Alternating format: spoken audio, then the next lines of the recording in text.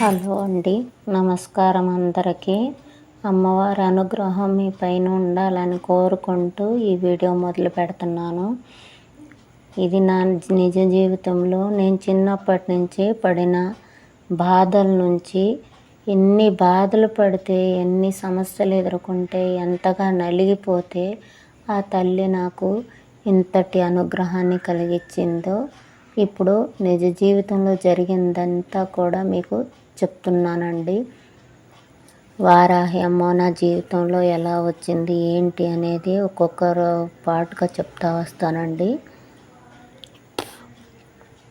ఎలా వారాహి అమ్మవారు మొదటిసారిగా నాకు ఎలా తెలుసుకున్నాను నేను అది చెప్పాలి అనుకుంటున్నాను. నేను చిన్న వయసు నుంచి నాకు తల్లి తండ్రి ఎవరు లేరు. చిన్నప్పటి నుంచి కష్టపడుతూ వస్తున్నాను. ఎన్నో బాధలు చూశాను. నన్ను నా తమ్ముడిని నడి రోడ్డు పైన వదిలేసి రాత్రి 11 గంటలకి వెళ్ళిపోయింది మా అమ్మ. మా నాన్న వేరే పెళ్లి చేసుకున్నారు, మా అమ్మ వేరే పెళ్లి చేసుకున్నారు. అప్పుడు ఆ రాత్రి పూట చాలా భయం వేసింది. అప్పుడు మా వయసు నాకు 7 సంవత్సరాలు, మా తమ్ముడికి 5 సంవత్సరాలండి. మేమిద్దరమే నడుచుకుంటూ ఊరి లోపలికి వెళ్ళాము. మేమిద్దరమే చిన్నంగా ఊరి లోపలికి వెళ్ళేసరికి రాత్రి 2 గంటల సమయం అయిందండి. ఆ రాత్రి సమయంలో మాకు ఎంత భయం వేసిందో, కానీ ఎలాగో ఏడుస్తూ భయపడుతూ వెళ్ళాము. కుక్కలు అరుస్తున్నాయి. ఆ సమయంలో మా నాయనమ్మ తాతయ్య దగ్గరికి వెళ్ళి తలుపులు తట్టాము. తలుపు తీసింది మా నాయనమ్మ. ఈ టైంలో వచ్చారు అని అడిగింది. మా అమ్మ మమ్మల్ని వదిలేసి వెళ్ళిపోయింది బస్ ఎక్కి అని చెప్పాము. అప్పటి నుంచి మా నాయనమ్మ నా నా కొడుకుకు ఒక దేశ దిమ్మరి వెళ్ళిపోయి పెళ్లి చేసుకున్నాడు. ఆఖరికి నా తల్లి కూడా బిడ్డలు మీద లేదు, వదిలేసి పోయింది అని వారి సుఖాలు వారు చూసుకున్నారు. సరే మనం చూసుకుందామని నాయనమ్మ తాతయ్య పెంచారు మమ్మల్ని ఇద్దరిని. నన్ను 4వ తరగతి, నా తమ్ముడిని 5వ తరగతి వరకు చదివించారు. ఆ తర్వాత బస్ పేర్లు పేపర్ చదవటం వస్తే చాలు అని చదువు ఆపి పని నేర్పించారు. అలా మమ్మల్ని ఇద్దరిని పెంచి పెద్ద చేశారు. కొన్ని రోజులు నాయనమ్మ చనిపోయింది. ఆ తర్వాత తాతయ్య నాకు పెళ్లి చేశాడు. పెళ్ళైన తర్వాత నుంచి కూడా సుఖం లేదు. చెప్తే చాలా బాధలు ఉన్నాయి, కానీ ఇవన్నీ తలుచుకుంటే నాకు చాలా బాధగా ఉంటుంది. డిప్రెషన్ వచ్చేస్తుంది. అలా ఉంటూ అత్తయ్య తరపున, పుట్టింటి తరపున నన్ను ఎవరు ఆదరించలేదు. కానీ నేను అన్నీ సర్దుకుంటూ పని చేస్తూ బ్రతుకుతూ ఉన్నాను. నాకు 2 మగపిల్లలు ఇచ్చాడు ఆ దేవుడు. పిల్లలను ఇచ్చినాక నాకు తెలిసింది, ఒక బాబుకి బ్రెయిన్లో ప్రాబ్లం ఉంది, పుట్టుకతో వచ్చింది, ఎన్నో రోజులు బతుకుతాడో చెప్పలేము అని చెప్పారు. అప్పుడు ఆ బాబు వయసు 12 సంవత్సరాలు. అలా తెలిసాక నా జీవితం అంతా కష్టాలు, నాకు మనశ్శాంతి లేదు, దేవుడికి నా మీద దయ లేదు, నా కర్మ ఇలా ఉంది అని బాధగా కుంగిపోయి దిగులుగా ఏ దారి కనిపించక భర్త పిల్లలతో బాధలతో చిన్న వయసు కాడ నుంచి కూడా పడుతూనే ఉన్నాను. ఎందుకు నేను ఏం పాపం చేశాను, నాకెందుకు రోజు ఆలోచిస్తూ డిప్రెషన్లో ఉండేదాన్ని. అప్పుడు నాకు యూట్యూబ్లో రాజమహేంద్రవరంలో కాలభైరవ గురువు గారు వీడియో చూశాను.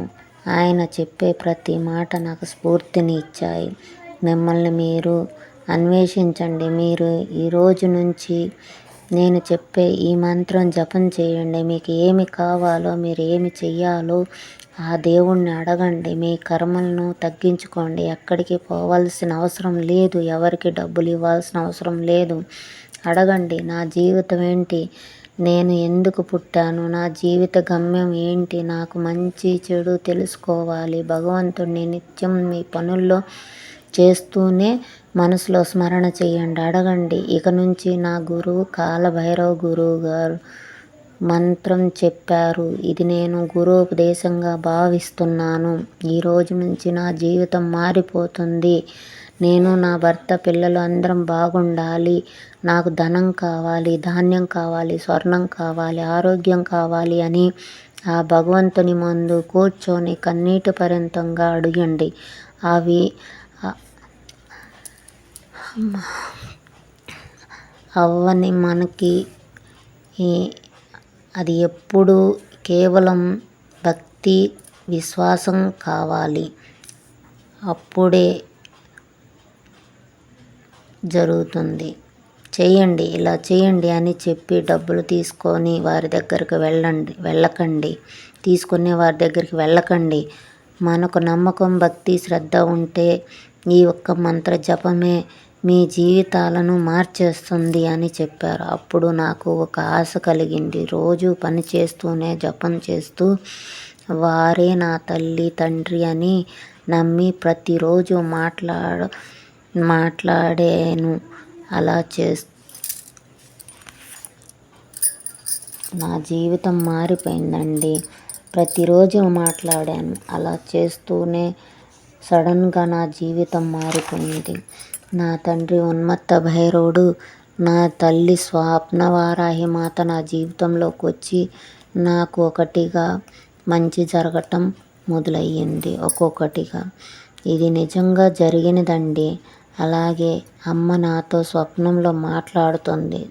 జరగబోయేది ఆపదైనా ఏదైనా సరే చెబుతుంది. నేను ఎంతో అదృష్టవంతురాలిని అని.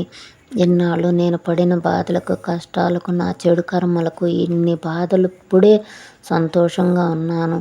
ఇక మీదట అమ్మ గురించి ఒక్కొక్కటిగా అందరికీ తెలియచేయాలి అన్నదే నా సంకల్పం. నమ్మితే కనుక మీకు కూడా ఇలాంటి అద్భుతాలు చూడవచ్చు. మీరు కూడా ఇలాంటి ఎన్నో బాధలతో సతమవుతుంటారు. ఇకనైనాను స్వస్తి పలకండి, మంత్ర జపం మొదలు పెట్టండి. అందరికీ షేర్ చేయండి, లైక్ చేయండి, సబ్స్క్రైబ్ చేయండి. నేను చెప్పే ప్రతి మాట అమ్మ బంగారు పలుకులు విని ఆనందించండి. ఓం శ్రీ మాత్రే నమః. ఓం శ్రీ గురుభ్యో నమః. ఓం శ్రీ కాలభైరవాయ నమః.